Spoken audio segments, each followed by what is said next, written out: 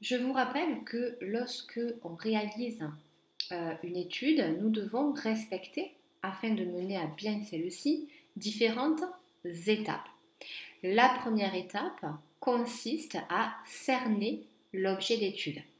Pour cela, comme nous l'avons vu précédemment, nous devons identifier le thème de l'étude, le commanditaire et le commandité. Alors je vous rappelle que le commanditaire, c'est la personne ou l'organisme qui décide de mettre en place l'étude, et le commandité, c'est l'organisme ou la personne qui va être chargée de réaliser l'étude.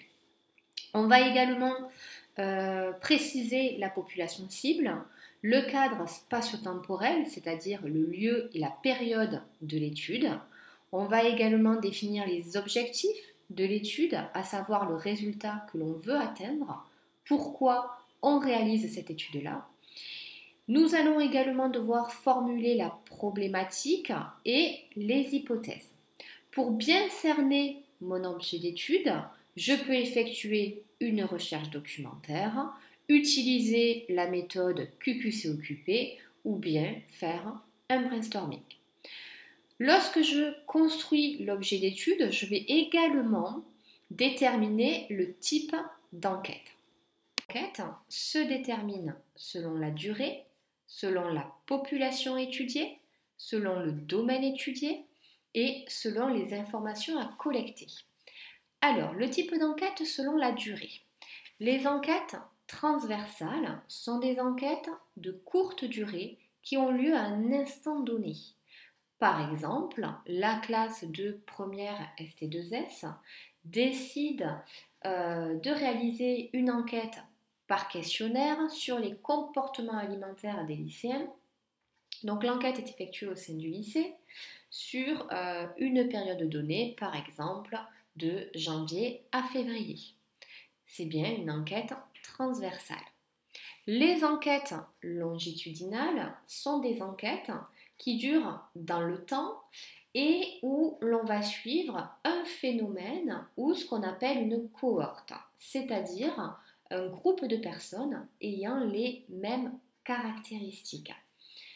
Par exemple, votre professeur décide de réaliser une enquête auprès de votre classe afin de suivre votre parcours scolaire professionnel après le bac.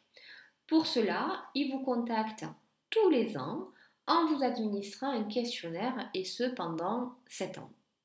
Il s'agit bien d'une enquête longitudinale puisqu'elle dure dans le temps, 7 ans, et il y a un suivi d'une cohorte. Ici, la cohorte, c'est la classe de première ST2S qui a pour caractéristique commune la filière ST2S. Et enfin, les enquêtes permanentes sont des enquêtes enregistrant en continu une caractéristique donnée qui apparaît dans une population définie. Par exemple, les enquêtes qui sont réalisées tous les ans sur le taux de pauvreté en France. Selon la population étudiée, alors les enquêtes exhaustives sont des enquêtes qui s'effectuent auprès de toute la population concernée. Toute la population concernée est interrogée. Les enquêtes par échantillon sont des enquêtes qui s'effectuent auprès d'un effectif réduit.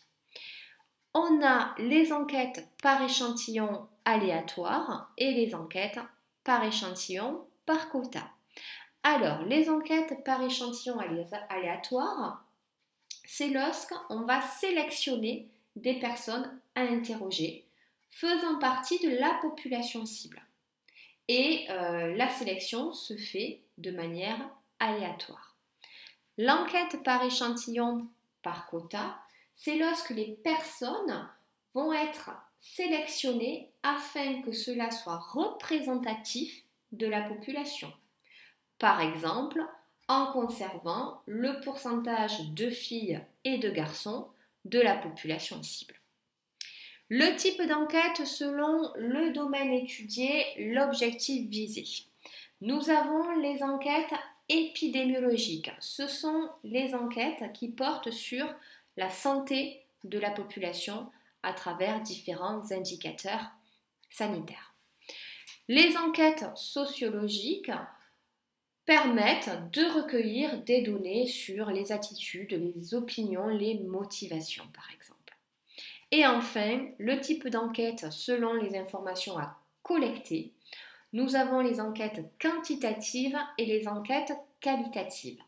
Les enquêtes quantitatives permettent de recueillir des données chiffrées, des statistiques. Elles sont souvent obtenues par questionnaire. Et enfin, les enquêtes qualitatives permettent de recueillir des données davantage analysées.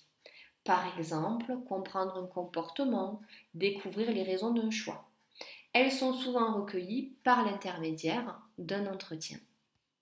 Je vous rappelle que cerner l'objet d'étude va permettre de savoir avec précision ce que l'on cherche, de déterminer les méthodes d'investigation adéquates à concevoir pour réaliser mon enquête et répondre à mes objectifs. Je vous rappelle également les différentes méthodes d'investigation, méthodes d'enquête qui permettent de recueillir des données lors d'une enquête. Nous avons la recherche documentaire, la méthode par questionnaire avec comme outil de recueil de données le questionnaire, la méthode par entretien avec comme outil de recueil de données le guide d'entretien et enfin la méthode par observation avec comme outil la grille d'observation.